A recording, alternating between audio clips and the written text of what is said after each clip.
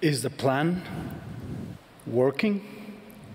Le plan fonctionne-t-il? Recently, J'ai eu récemment une conversation avec un jeune adulte qui a fait une mission il y a quelques années et qui est maintenant engagé dans sa vie professionnelle.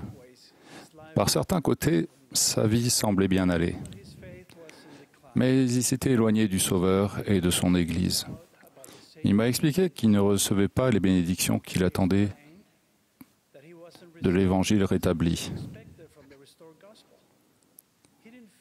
Il n'avait pas l'impression que le plan du bonheur fonctionnait dans sa vie. Mon message d'aujourd'hui s'adresse à tous ceux qui éprouvent des sentiments similaires. Je m'adresse à tous ceux qui, à un moment donné, ont ressenti le désir de chanter le cantique de l'amour rédempteur, mais qui ne le ressentent plus maintenant. Notre Père Céleste aimant a préparé un plan merveilleux pour notre bonheur éternel. Mais lorsque la vie ne se déroule pas comme nous l'avions prévu ou espéré, il peut nous sembler que le plan de notre Père Céleste ne fonctionne pas. En conséquence, certains commencent à chercher ailleurs la paix et le bonheur.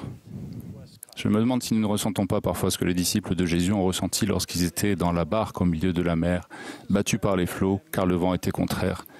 Puis très tôt le matin, Jésus alla vers eux, marchant sur la mer. Quand les disciples le virent marcher sur la mer, ils furent troublés, et dans leur frayeur, ils poussèrent des cris.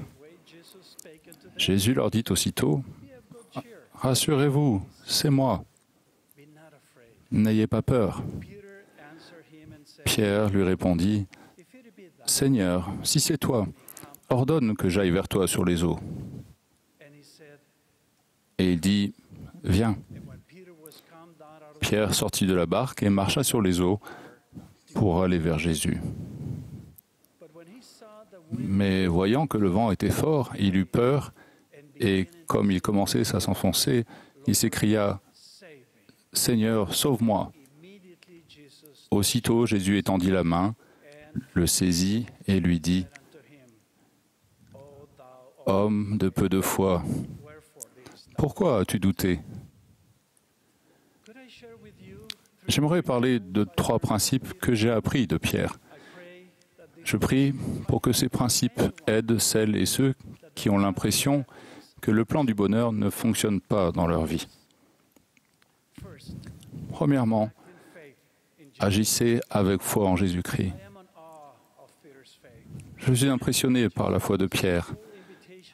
À la simple invitation de Jésus, « Viens », il a quitté son bateau agité par la tempête. Il semblait savoir que si Jésus-Christ l'invitait à faire quelque chose, même quelque chose qui semblait impossible, il pouvait le faire. Pierre a fait plus confiance au Sauveur qu'à son bateau. Cette foi lui a donné le pouvoir d'agir avec courage dans une situation stressante et effrayante. La foi de Pierre me rappelle une expérience que José El Alonso m'a racontée. Peu après le décès de son fils, laissant une famille avec 2 jeunes enfants, Frère Alonso a entendu les enfants parler. Il se demandait « Qu'allons-nous faire ?» Une fillette de 9 ans a répondu « Papa va bien. Il prêche l'Évangile avec Jésus-Christ. » Comme Pierre, sa petite fille a vu au-delà de ses épreuves et a fait confiance à Jésus-Christ et à son expiation. La foi au Sauveur apporte la paix et la force d'aller de l'avant.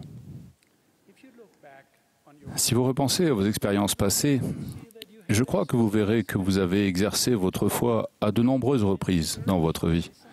Devenir membre de l'Église est un acte de foi. Parler avec notre Père Céleste dans nos prières est un acte de foi. Lire les Écritures est un acte de foi. Écouter les messages de cette conférence générale est un acte de foi. Lorsqu'il nous a enseigné comment édifier notre foi, le président Nelson a dit « Ne minimisez pas la foi que vous possédez déjà ». Une autre leçon que j'apprends de Pierre est la suivante.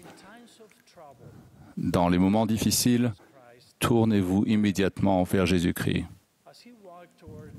Alors qu'il marchait vers le Sauveur, Pierre a été effrayé par le vent et a commencé à s'enfoncer. Mais lorsqu'il s'est rendu compte de ce qui se passait, il n'a pas essayé de marcher seul sur l'eau ou de retourner au bateau à la nage.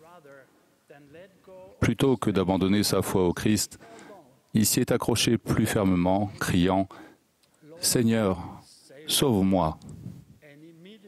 Aussitôt, Jésus étendit la main et le saisit. Nous sommes tous confrontés à des vents violents qui peuvent ébranler notre foi et nous faire sombrer. Lorsque cela se produit, souvenez-vous que le plan du bonheur de notre Père Céleste porte un autre nom, le plan de rédemption. Le plan n'est pas de traverser facilement la vie, sans jamais trébucher, sans jamais sombrer, avec un sourire permanent sur le visage. Notre Père Céleste sait que nous devons être rachetés. C'est la raison pour laquelle il a préparé le plan de rédemption. C'est la raison pour laquelle il a envoyé un Rédempteur. Lorsque nous avons des difficultés, quelle qu'en soit la raison, cela ne signifie pas que le plan ne fonctionne pas. C'est à ce moment-là que nous avons le plus besoin du plan. Dans ces moments-là, suivez l'exemple de Pierre. Tournez-vous immédiatement vers le Sauveur. Recherchez son pouvoir salvateur, rédempteur.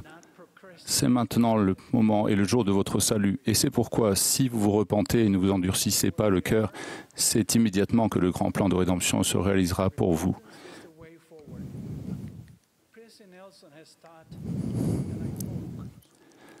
Le président Nelson a dit « Rien n'est plus libérateur, plus ennoblissant, ni plus indispensable à notre progression individuelle qu'un repentir régulier, quotidien. » Que vous soyez diligemment en train d'avancer sur le chemin des alliances, que vous ayez dérapé ou quitté ce chemin, ou que vous ne puissiez même pas le voir de là où vous êtes actuellement, je vous supplie de vous repentir.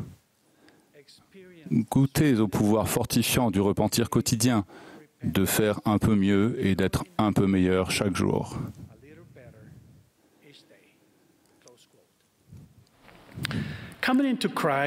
Aller au Christ signifie plus que simplement penser à lui, parler de lui ou même l'aimer. Cela signifie le suivre. Cela signifie vivre comme il nous enseigne à vivre. Pour nous tous, cela signifie se repentir, sans tarder. Une de mes filles a travaillé au centre de formation des missionnaires. Elle m'a parlé d'un missionnaire qu'elle instruisait et qui lui avait confié qu'il n'était pas sûr que le livre de Mormon soit vrai. Il avait prié à maintes reprises pour acquérir un témoignage spirituel, mais il n'avait reçu aucune réponse. Ma fille a prié pour savoir ce qu'elle devait faire pour aider ce missionnaire. Elle a reçu l'impression que les Écritures n'avaient pas été données seulement pour que nous les lisions et acquérions un témoignage. Elles avaient aussi été données pour nous apprendre à respecter les commandements de Dieu.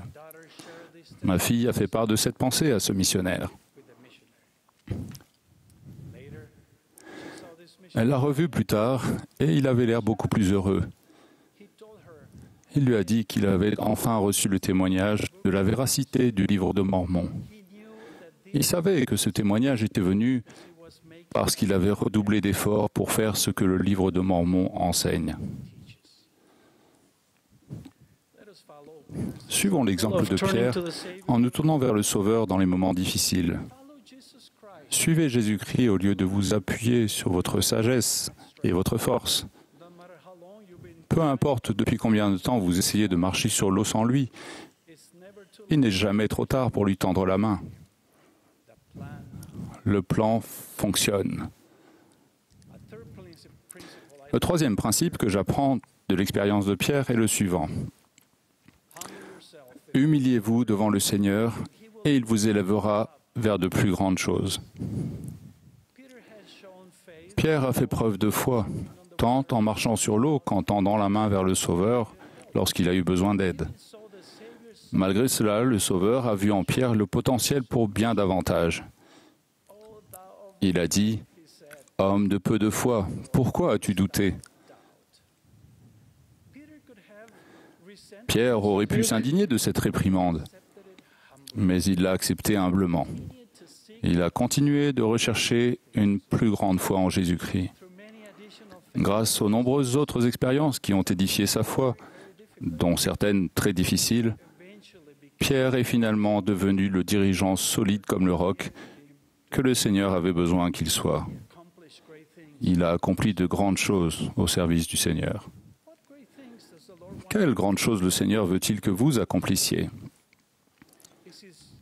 Dans son Église et son royaume, il y a de nombreuses occasions de servir les autres à la manière du Sauveur. Il veut que vous participiez à sa grande œuvre. Jamais le plan du bonheur ne sera plus réel pour vous que lorsque vous aiderez autrui à le vivre. Dans mon parcours de foi, ces paroles d'Alma ont changé ma vie. Bénis sont ceux qui s'humilient sans être forcés d'être humbles. Mettons-nous humblement dans une situation où Jésus-Christ peut nous élever, nous diriger et tirer le meilleur parti de nos capacités. Je témoigne que le plan du bonheur fonctionne. Il a été créé par votre Père Céleste qui vous connaît et vous aime parfaitement. Il a envoyé son Fils Jésus-Christ préparer le chemin pour que vous retourniez auprès de lui.